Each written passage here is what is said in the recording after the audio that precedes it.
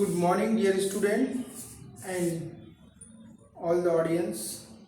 Today, two compartment open model or multi compartment model.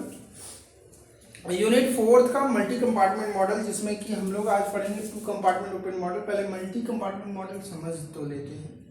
Multi compartment model क्या होता है कि जब पूरी बॉडी को एक से ज़्यादा कंपार्टमेंट में कंसिडर करते हैं, मतलब मान लीजिए वन कंपार्टमेंट हो गया, टू कंपार्टमेंट हो गया। जब पूरी बॉडी को दो कंपार्टमेंट या तीन कंपार्टमेंट समझते हैं तो मल्टी कंपार्टमेंट होता है, जिसमें एक पहले कंपार्टमेंट को, कंपार्टमेंट वन को हम क्या कहते हैं, सेंट्रल कंपार्टमेंट, और कंपार्टमेंट टू को पेरिफेरल कंपार्टमेंट। तो compartment one central compartment, compartment two peripheral compartment. अब ये है क्या, मतलब ये समझिए सीधी सी बात कि जो आपकी पूरी बॉडी है वो कंसिडर्ड है कि ये दो कंपार्टमेंट में है। ठीक है, पूरी बॉडी दो कंपार्टमेंट में है। तो इस पूरे बॉडी में दो कंपार्टमेंट, मतलब सेंट्रल कंपार्टमेंट अगर जिसको हम मान रहे हैं वो हाईली परफ्यूज टिश्यू होंगे। क्या होंगे? हाईली परफ्यूज टिश्यू, क्योंकि परफ्यूजन रेट बहुत फास्ट होगा, इसलिए वो सेंट्रल कंपार्टमेंट में है। अब परफ्यूजन रेट फास्ट होगा तो डिस्ट्रीब्यूशन भी फास्ट होगा। तो ब्लड हो गया सेंट्रल कंपार्टमेंट में, प्लस परफ्यूजन टिश्यू जिसमें होते हैं हाईली परफ्यूज टिश्यू, वो होते हैं आपके किडनी, लंग्स, लीवर। ये चार ऑर्गन्स आपके हाईली परफ्यूज टिश्यू हैं। हाईली परफ्यूज टिश्यू होने से इनका जो डिस्ट्रीब्यूशन इक्विलिब्रियम है वो बहुत फास्ट है। डिस्ट्रीब्यूशन इक्विलिब्रियम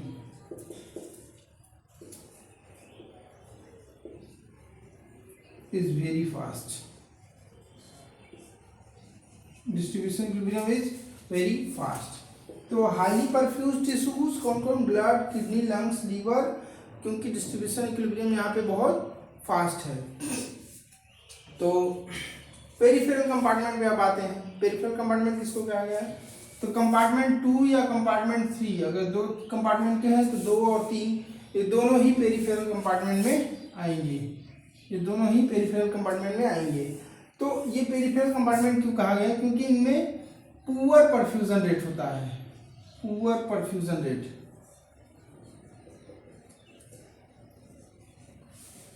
और कौन कौन से ऑर्गन होते हैं जो पुअर परफ्यूजन रेट देते हैं? वो आपके हो गए स्किन हो गए, मसल्स हो गए, एडिपोज टिश्यूज हो गए। ये जो ऑर्गन होंगे वो skin, muscles, adipose tissues having poorly perfusion rate, hence यहाँ पे डिस्ट्रीब्यूशन प्रोसेस स्लो होता है, इसलिए डिस्ट्रीब्यूशन प्रोसेस स्लो होता है। तो एक ग्राफ बनता है इन दोनों को समझने के लिए, मल्टी कंपार्टमेंट मॉडल समझने के लिए एक ग्राफ बनाते हैं। ये आपने लिख लिया होगा। तो ग्राफ ये है कि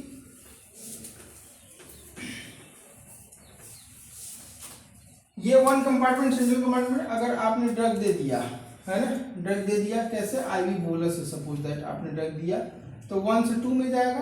ठीक है, 3 का है नहीं, क्योंकि इसमें हम लोग को अभी टू कंपार्टमेंट को ही समझना है। Two compartment open model. तो फर्स्ट और सेकेंड दो कंपार्टमेंट हो गया। आपने ड्रग दिया, ड्रग देने के बाद, ड्रग मतलब आईवी बोलस दिया। किससे दिया? आईवी बोलस, जानते हैं इसको, एक ही बार इंजेक्शन से। तो ब्लड से ही generally blood eliminate, drug eliminate from the central compartment. वो लाइन लिखना छूट गया तो आप लिख लीजिएगा, drug eliminate from the central compartment, मतलब इसी ब्लड सेंट्रल कंपार्टमेंट से ही आपका ड्रग एलिमिनेट होगा। बाकी 1 से 2 में, 2 से 1 में ये चलता रहेगा। इसका आप ऐसे समझिए, ग्राफ कर्व से ज़्यादा अच्छे समझ में आएगा। मान लीजिए ये आपका कंसंट्रेशन है, प्लाज्मा ड्रग कंसंट्रेशन, और ये आपका टाइम है। टाइम के रिस्पेक्ट में और प्लाज्मा ड्रग कंसंट्रेशन के रिस्पेक्ट में ग्राफ प्लॉट होता है। तो अभी आपने ब्लड में इंजेक्शन दिया है, ध्यान से समझिएगा। ब्लड में क्या दिया है? इंजेक्शन दिया है। ये वाई एक्सिस है और ये एक्स एक्सिस है, जिसमें टाइम है, जिसमें प्लाज्मा ड्रग कंसंट्रेशन। तो अभी दिया तो जाहिर सी बात है यहाँ पे जो होगा वो 0 0 होगा, 0 टाइम 0 कंसंट्रेशन। फिर स्लो इंक्रीज करता जाएगा, मतलब आप ग्राफ के स्केल को ऊपर ले जाएंगे। तो यहाँ पे मान लीजिए 100% है। क्या है? ब्लड में प्लाज्मा ड्रग कंसंट्रेशन कितना है? 100% है। जैसे आपने आईवी बोलस दिया, मतलब 100% आपने ड्रग दे दिया। मतलब ड्रग आपके ब्लड में 0 टाइम पे कितना है? मतलब तुरंत ही 0 टाइम के जस्ट बाद, तुरंत ही 0 टाइम पे कितना हो गया? 100%। जैसे जैसे समय पास होगा, जैसे जैसे समय बीतेगा, क्या होगा?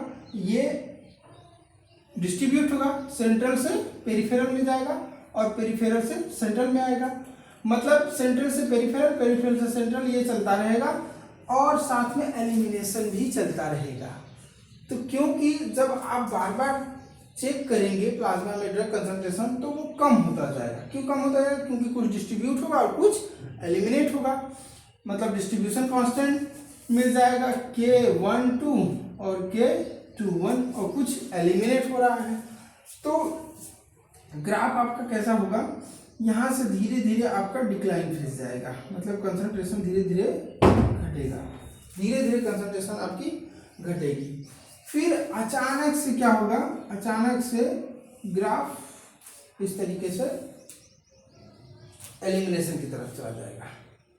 मतलब ये हुआ कि यहाँ से यहाँ तक कुछ टाइम तक आईवी बोलस दिया, मतलब 100% जो ड्रग आपने दिया, कुछ टाइम तक ड्रग डिस्ट्रीब्यूट हुआ, डिस्ट्रीब्यूट से फिर इसमें आया और साथ में एलिमिनेशन चल रहा है। इसलिए कंसंट्रेशन धीरे धीरे घट रहा है। क्या हो रहा है? धीरे धीरे घट रहा है। लेकिन जैसे ही आपका डिस्ट्रीब्यूशन इक्विलिब्रियम हो गया तो एलिमिनेशन फास्ट हो जाएगा। एलिमिनेशन फास्ट हो जाएगा तो आपका जो ग्राफ कर्व आएगा वो ऐसा बनेगा, मतलब बहुत ही तेजी से ये डिक्लाइन होगा। अच्छा, ये तो हो गया सेंट्रल कंपार्टमेंट की बात। किसके लिए हो गया? सेंट्रल कंपार्टमेंट, क्योंकि आप बार बार ब्लड में ही चेक करोगे सेंट्रल कंपार्टमेंट। अब पेरिफेरल कंपार्टमेंट की बात करें तो जैसे ही पेरिफेरल कंपार्टमेंट में ड्रग जाएगा, मतलब अभी तो कुछ नहीं है, स्किन मसल में ड्रग कुछ भी नहीं है, ब्लड में है। जैसे ही 0 टाइम से आगे जाएगा तो स्किन मसल में भी ड्रग आने लगेगा, कंसंट्रेशन बढ़ने लगेगा, कंसंट्रेशन बढ़ने लगेगा। एक टाइम आएगा कि वो मैक्सिमम कंसंट्रेशन पे पहुंच जाएगा। फिर क्या होगा कि कंसंट्रेशन धीरे धीरे धीरे धीरे धीरे धीरे धीरे नीचे जाएगा, मतलब ड्रॉप आउट होगा। ठीक, इसी को हम कहते हैं पेरिफेरल कंपार्टमेंट। क्यों ग्राफ नीचे जा रहा है? क्योंकि अब जब मैक्सिमम कंसंट्रेशन पे ड्रग पहुंच गया तो क्या होगा? एलिमिनेशन होगा, है ना। यहाँ पे मैक्सिमम कंसंट्रेशन आ गया, जितना ब्लड में था 100% वो सब डिस्ट्रीब्यूट हो गया। तो अब क्या होगा? एलिमिनेट होगा। इसको ऐसे समझिए कि मान लीजिए आपने बाल्टी में पानी भर दिया, है ना, बाल्टी में पानी भर दिया। तो अभी जब आप भर रहे हैं, है ना, और साथ में यहाँ पे आपका एक एलिमिनेशन टैंक है, यहाँ से एलिमिनेशन होल यहाँ से बाहर निकल रहा है। जब आप भर रहे हैं तो अभी निकल रहा है, जब भरना आप स्टॉप कर देंगे, है ना, तो एक टाइम तो आएगा ना कि खाली एलिमिनेशन होगा, अंदर नहीं आएगा, आना बंद हो जाएगा। तो एलिमिनेशन क्या होगा? फास्ट हो जाएगा। इसी तरीके से आपकी ये मल्टी कंपार्टमेंट मॉडल का ग्राफ के थ्रू कॉन्सेप्ट है। अब मल्टी कंपार्टमेंट मॉडल में 2 कंपार्टमेंट मॉडल को हम लोग करते हैं। 2 कंपार्टमेंट मॉडल कैसे होता है? तो 2 कंपार्टमेंट मॉडल में आपको इतना ही बताना है कि 1 compartment is central compartment and 2 compartment 2 is the peripheral compartment. IV bolus drug inject किया जा रहा है, इस बात का ध्यान रखना है। अब 2 कंपार्टमेंट मॉडल हो गया।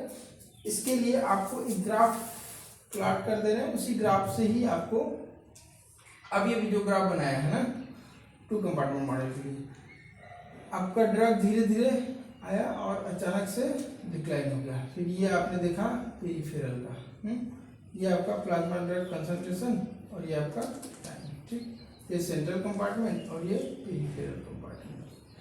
चलिए,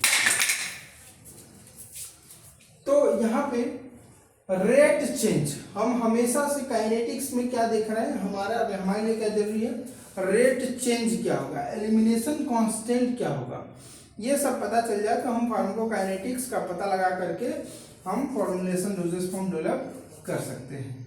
तो रेट चेंज मतलब आपने देखा है dx/dt equal to rate in minus rate out, यही है। तो रेट इन को आप यहाँ पे सेंट्रल कंपार्टमेंट के लिए बात करेंगे तो फॉर सेंट्रल कंपार्टमेंट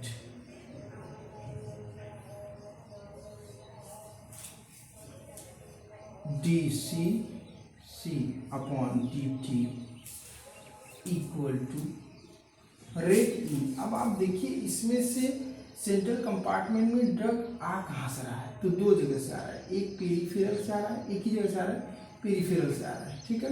और आईवी बोला इंजेक्ट दिया है, तो जो कांस्टेंट मल्टीप्लाई होगा वो K21 होगा, क्या होगा, K21 इनटू कहाँ से आ रहा है, पेरिफेरल से आ रहा है, माइनस अब निकल दो जगह से रहा है, सेंट्रल से निकल रहा है और सेंट्रल से पेरिफेरल के लिए निकल रहा है, तो ये हो जाएगा आपका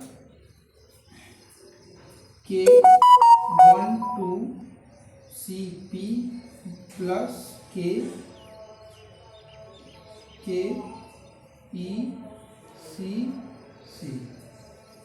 ठीक है।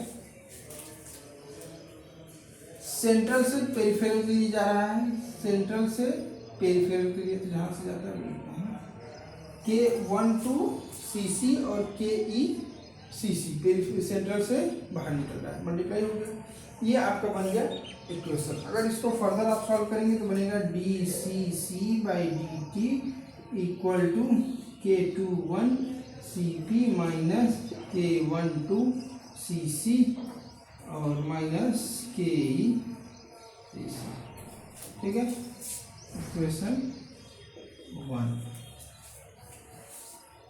Now write it in the form x/v, क्योंकि आपको पता है प्लाज्मा का कंसंट्रेशन C इक्वल टू क्या होता है, x/vd होता है, या x equal to vd into C आपने देखा ही। तो rate dCc/dt equal to K21 C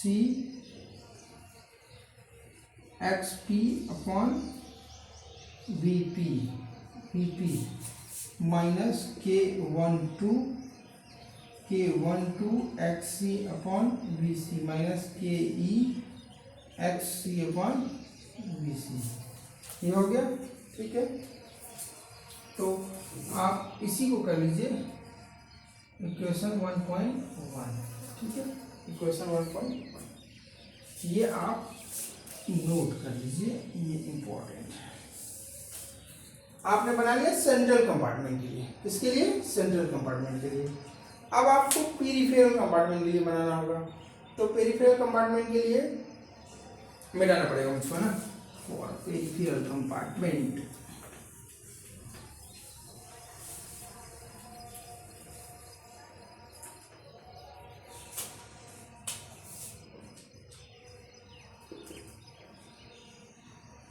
for peripheral compartment. तो पेरिफेरल कंपार्टमेंट के लिए rate change dCp/dt, peripheral compartment में रेट चेंज देख रहे हैं, तो रेट इन, इस कंपार्टमेंट में रेट कहाँ से आ रहा है, सेंट्रल से आ रहा है, इस कंपार्टमेंट कहाँ से आ रहा है, रेट सेंट्रल से आ रहा है, तो K12 into CC, K12 into CC। अब रेट आउट कहाँ से हो रहा है, पेरिफेरल से सेंट्रल की ओर हो रहा है, माइनस और कोई नहीं हो रहा है, तो K21 CP पेरिफेरल से सेंट्रल की ओर हो रहा है, आ कहाँ से रहा है, सेंट्रल से पेरिफेरल की ओर आ रहा है, जहाँ से आ रहा है उसी का मल्टीप्लाई करेंगे। K21 कहाँ से आ रहा है, CP से, ये आपका हो गया नेक्स्ट इक्वेशन। इसको आप कन्वर्ट कर दीजिए dCp/dt इक्वल टू यहाँ पे K12 है ना XC/VC माइनस K21 XP/VP। ये इक्वेशन हो गया आपका,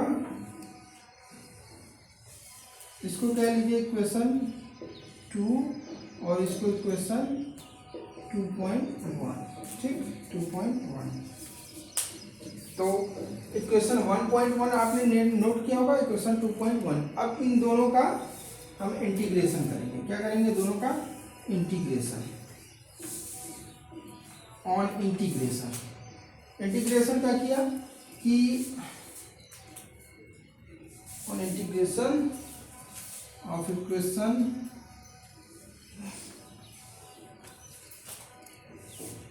on integration of equation 1.1 and 2.1, ये दोनों इक्वेशन का इंटीग्रेशन किया अलग अलग। तो फॉर सेंट्रल कंपार्टमेंट के लिए क्या आएगा कि C इज इक्वल टू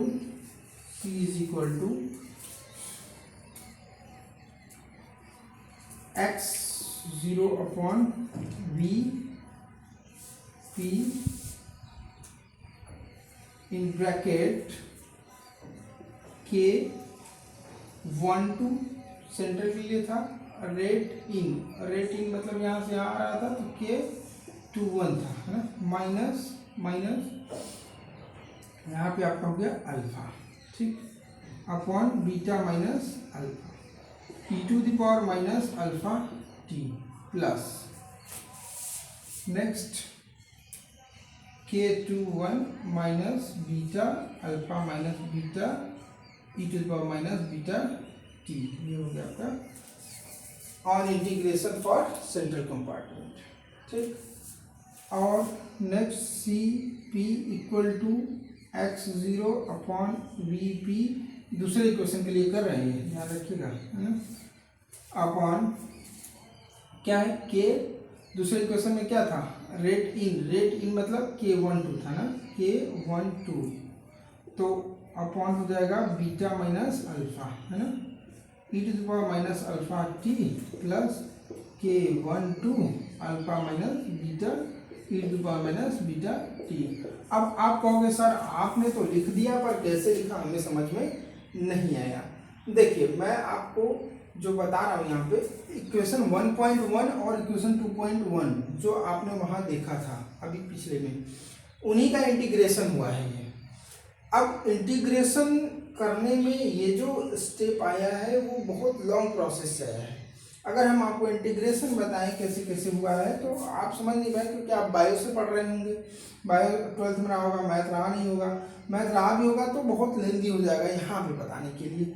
अलग से वीडियोस में हम आपको फंडामेंटल्स बता देंगे कि वहाँ से यहाँ कैसे आए। फिलहाल में आपको इसको याद करना पड़ेगा। याद करने का ट्रिक बता सकते हैं आपको, क्योंकि इक्वेशन में क्या था, dCc/dt इक्वल टू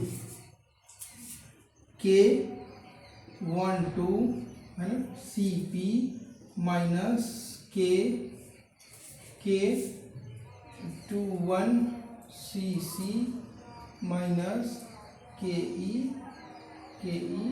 और CC, यही था ना। तो जो आपका हो रहा है ना, कहाँ से आ रहा है, K21 से आ रहा है, K21 मतलब यहाँ से आ रहा है इसमें रेट इन तो K21 को आपको लिखना है माइनस अल्फा करना है, जिसमें कि अल्फा और बीटा हाइब्रिड रेट कांस्टेंट है। क्या है, alpha and beta are hybrid first order rate constant है ना, in which alpha is distribution constant. क्या है, अल्फा डिस्ट्रीब्यूशन कांस्टेंट है, while beta is elimination constant.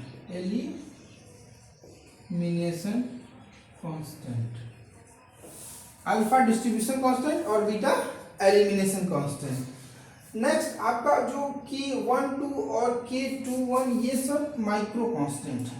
K12 K21 के तो एलिमिनेशन कांस्टेंट जाने रहे हैं। K12 K21 क्या है? माइक्रो कांस्टेंट, माइक्रो कांस्टेंट और सेंट्रल कंपार्टमेंट, पेरिफेरल कंपार्टमेंट।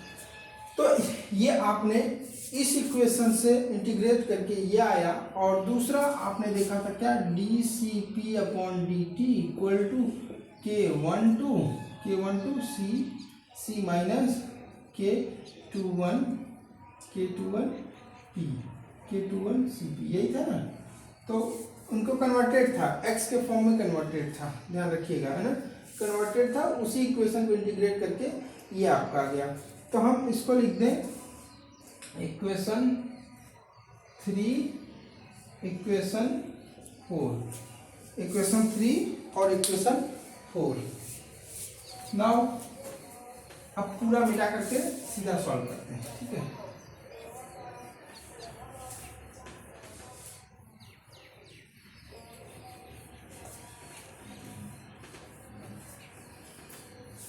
लिखना पड़ेगा क्योंकि मैटर थोड़ा सा यहाँ पे फंसेगा।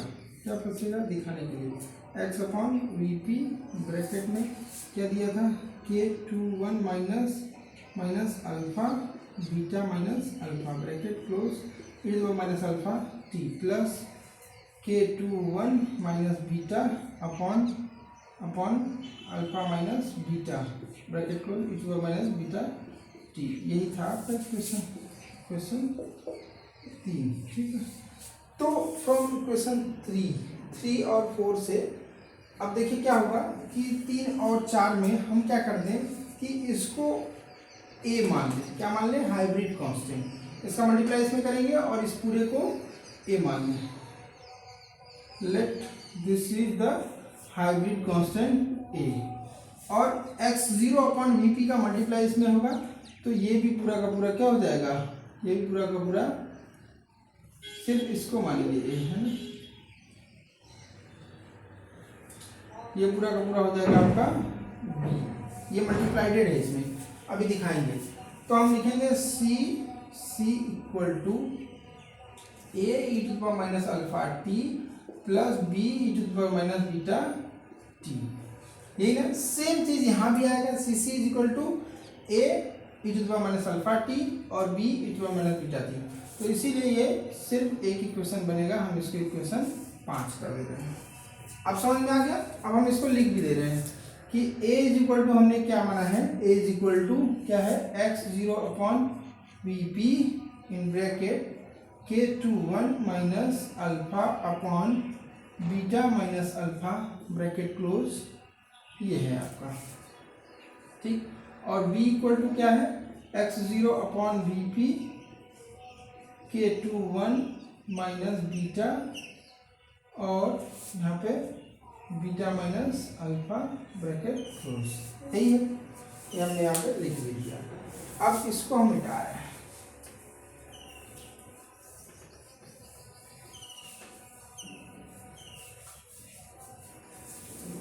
चलिए, तो जब हमारे पास क्या आ गया? c is equal to a e to power minus alpha t plus b e to power minus beta t, मतलब प्लाज्मा ड्रग कंसंट्रेशन जो है c क्या हो गया? a e to power minus alpha t plus b e to power minus beta t। a और b क्या है? Hybrid constant है, ये आपको पता है।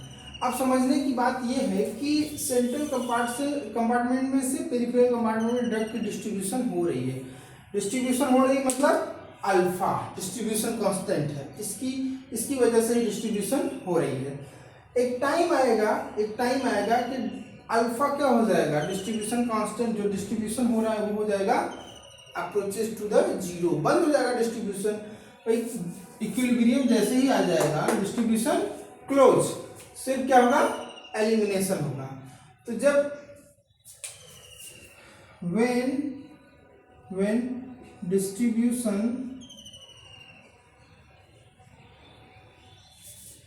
stop at equilibrium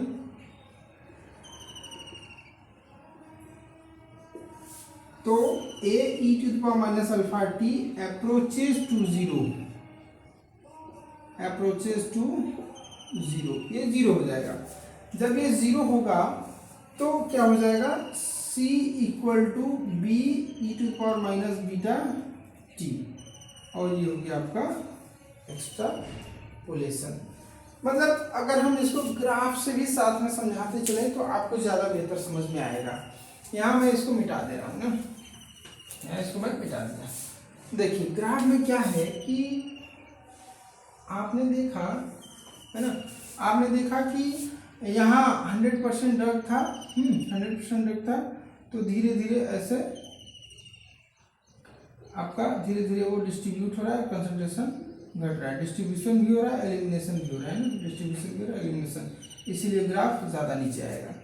फिर अचानक से क्या होगा कि सिर्फ एलिमिनेशन होगा, क्या होगा, सिर्फ एलिमिनेशन होगा।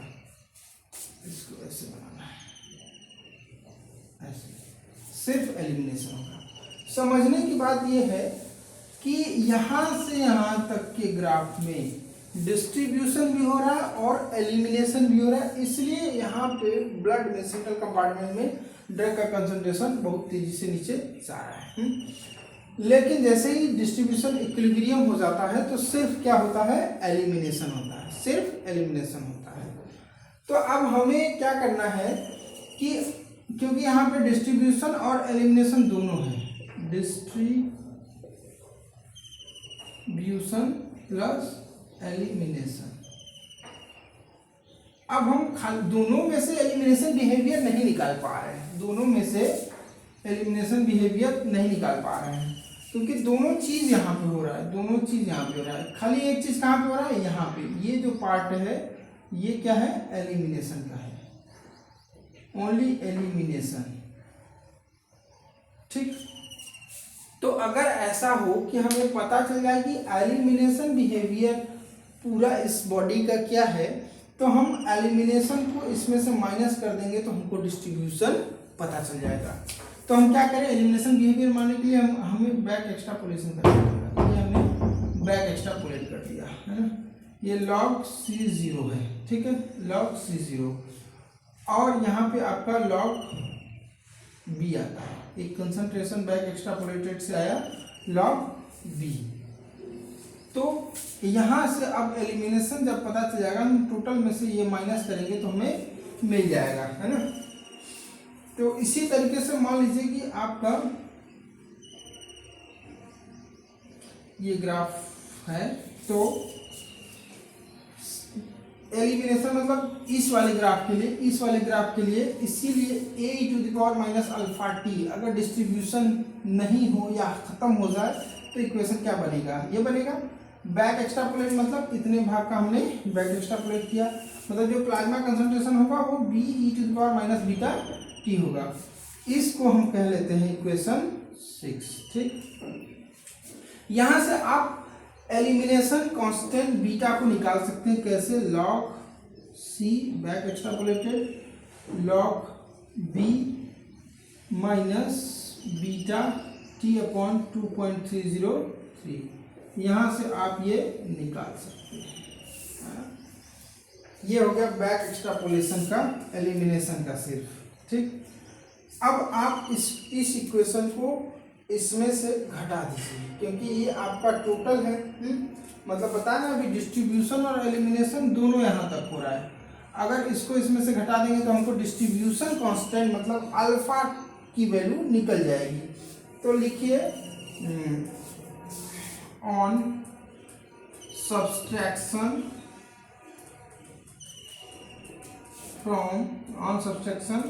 Of equation 6 from equation 5।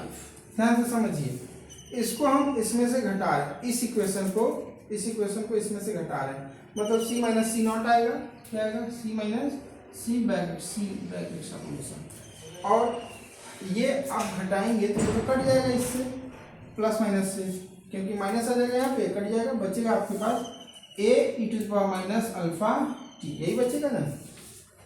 अब ये आपका हो गया इक्वेशन 7। इसको लॉग फॉर्म में कन्वर्ट करेंगे तो log c minus extrapolation equal to log a minus alpha t upon 2.303, मतलब यही आ गया आपका डिस्ट्रीब्यूशन कांस्टेंट, या हम कह सकते हैं log CR, ये रेसिडुअल है, मेथड ऑफ रेसिडुअल से निकाला हमने, log a minus alpha t upon 2.303, तो ये रहा आपका अल्फा और बीटा। ठीक,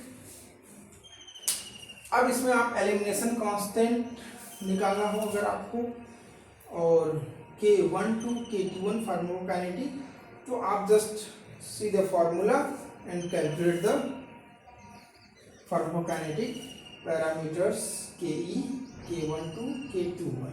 ठीक।